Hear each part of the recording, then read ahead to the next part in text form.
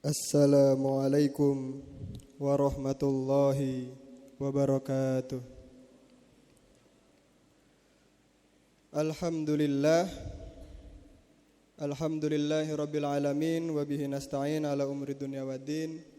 Summa salatu wassalamu ala asyrafil anbiya'i wal mursalin wa ala alihi wa ashabihi wa man tabi'ahu bi ihsanin ila yaumiddin. Amma ba'du.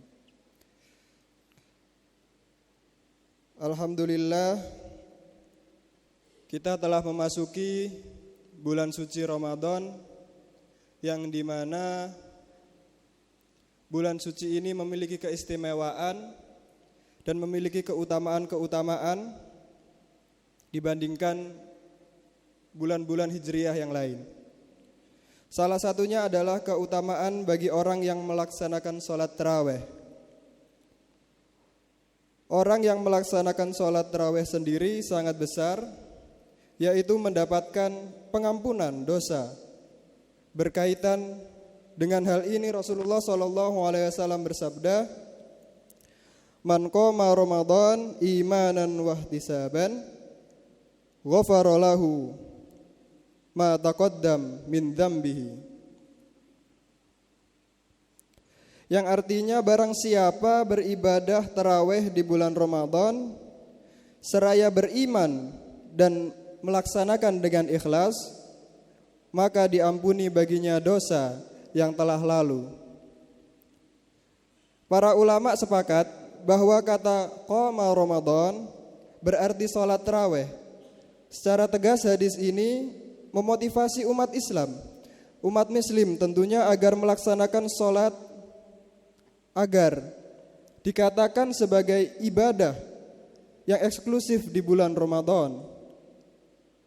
Bahkan pahala yang dijanjikan adalah ampunan dosa-dosa yang lalu, dengan catatan harus meyakini akan keutamaannya dan dijalani dengan penuh keikhlasan. Artinya sholat tarawih yang hanya terdapat di bulan Ramadan akan menjadi penyuci bagi umat muslim dari dosa-dosa yang pernah diperbuat. Terkait apakah semua dosa, yang kecil ataupun besar, ulama berbeda pendapat. Imam Haramain mengatakan bahwa dosa yang bisa dihapus karena sholat tarawih adalah dosa kecil, sebab dosa besar hanya bisa dilebur dengan jalan taubat. Itu pendapat Imam Haramain. Berbeda dengan Imam Ibnul Munzir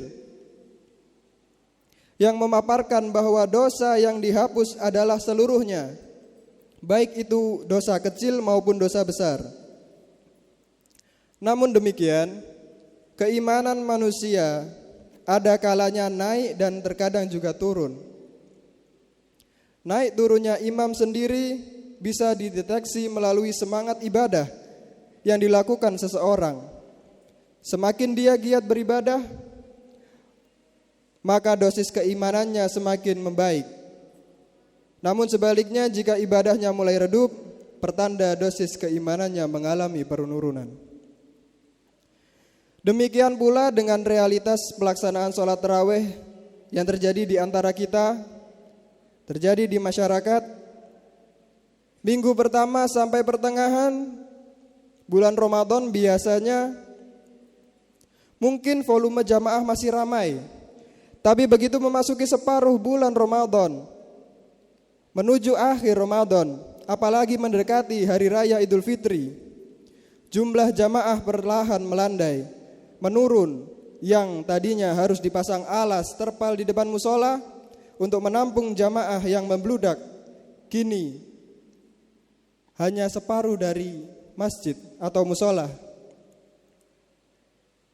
Alasannya pun beragam, mulai dari kesibukan pribadi, mempersiapkan kedatangan Hari Raya Idul Fitri, membuat aneka macam kue, mudik lebaran, menghias rumah, dan segala macam ragam alasan lainnya. Padahal jika kita memahami betul betapa besar pahala yang didapat umat muslim dalam menjaga konsistensi sholat tarawih, tentu seharusnya semakin mendekati lebaran, semakin semangat pula tarawihnya dan juga ibadah-ibadah lainnya. Dalam salah satu potongan hadis Rasulullah sallallahu alaihi wasallam bersabda, "Innar rajula idza shalla ma'al imam hatta yang sorifa hasbu lahu qiyamul lail." Yang artinya sesungguhnya seorang laki-laki yang melaksanakan sholat bersama imam secara berjamaah sampai selesai, maka baginya dihitung pahala beribadah 1 malam penuh. Hadis di atas menjelaskan bahwa orang yang melaksanakan sholat berjamaah dan tidak bubar sampai imam selesai, ikut membaca takbir dan berdoa, maka ia akan memperoleh pahala senilai beribadah selama 1 malam penuh beserta sunnah-sunnahnya. Artinya, jika konteks hadis ini diberlakukan dalam sholat tarawih, maka barang siapa yang melaksanakan sholat tarawih sampai selesai, berikut witir serta zikir dan doa bersama imam, ia akan memperoleh pahala setara menghidupkan 1 malam penuh dengan ibadah dan sunnah-sunnahnya. Belum lagi malam Ramadan pasti pahalanya lebih besar dibanding malam-malam yang lain.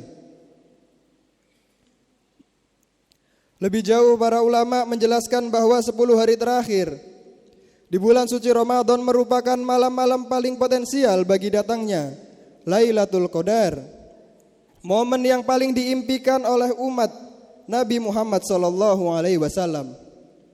Artinya, jika kita konsisten menjaga sholat tarawih sampai 1 bulan penuh selama bulan suci Ramadan, akan banyak sekali pahala yang diperoleh, termasuk meraih malam yang lebih utama dari 1000 bulan.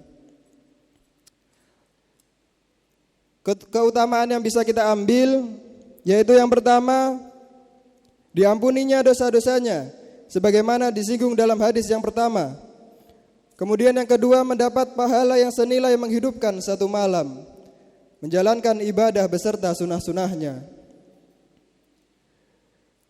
Yang terakhir, berkesempatan meraih malam Lailatul Qadar di 10 hari terakhir bulan suci Ramadan.